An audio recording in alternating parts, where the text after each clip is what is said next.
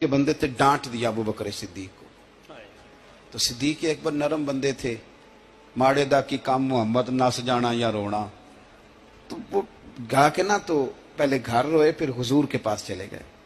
جناب عمر کہتے مجھے بھی خیال آیا کہ یار یہ مجھے نہیں کرنا چاہیے تھا. تھوڑی دیر کے بعد اچھے لوگ جو ہوتے ہیں ان کا غصہ جلدی اتر جاتا. کہتے میں نے جا کے جناب صدیق اکبر کے دروازے پہ دستک دی تو پتہ چلا وہ تو گھر ہی نہیں. میں سمجھ گیا، میں ڈر گیا، میری ٹانگیں کانپنے لگی.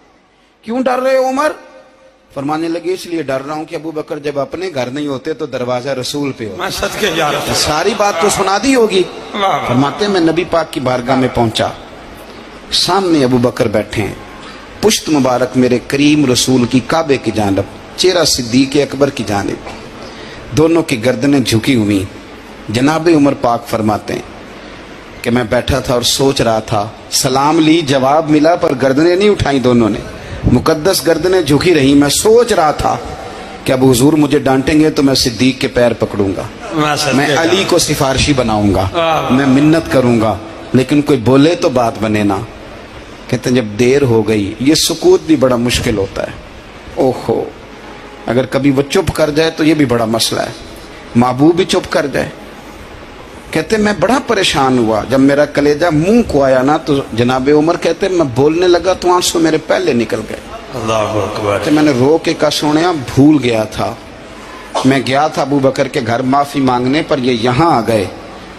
یہ میرے دوستوں اسے میری تقریر نہ سمجھنا، میرے رسول پاک کے یہ اصل لفظ آپ کو کتاب میں ملیں گے. آپ طبقات ابن سعد اٹھا کے دیکھیں. جناب عمر کہتے ہیں میں نے عرض کی حضور میں نے غلطی سمجھ لی تھی، میں گیا تھا ابو بکر کے گھر حضور، میں بھول گیا تھا. فرماتے ہیں نبی پاک نے جب گردن مبارک اٹھائی تو حضور کی داڑھی آنسوؤں سے بھری ہوئی. اور لفظ کیا تھے؟ فرمایا عمر تم میری خاطر میرے ابو بکر کو معاف نہیں کر سکتے تھے. اب بات کو سمجھیں، یہ نہیں فرمایا ابو بکر نے غلطی نہیں کی، فرمایا چھوڑ نہیں سکتے تھے، تم میری وجہ سے میرے صاحب کو چھوڑ نہیں سکتے تھے. پھر حضور نے فرمایا عمر یہ سارا مکہ تلواریں لے کے مجھے قتل کرنے آتا تھا، یار یہ اکیلا تھا، اس نے کھول کے بازو کہا تھا کہ جو حضور تک جائے گا میری لاش سے گزر کے جائے گا. فرمایا دنیا بھول جاتی ہے، مجھے یاد ہے ابو بکر صدیق نے مال بھی دیا، اولاد بھی دی، میری خاطر چھوڑ نہیں سکتے تھے.